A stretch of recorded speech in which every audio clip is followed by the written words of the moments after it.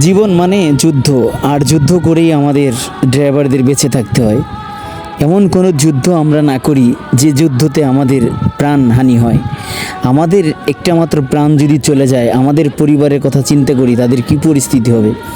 আর এবং আমাদের গাড়ির সাথে ঘটনা ঘটে যদি অন্য কেউ রাস্তায় অ্যাক্সিডেন্টে মারা যায়, তার পরিবারের কি হবে।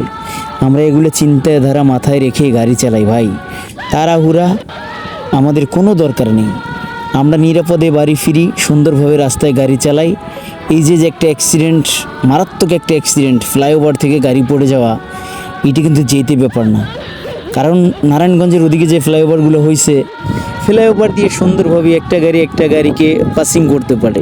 কিন্তু এই ঘটনাগুলি কেন ভাই?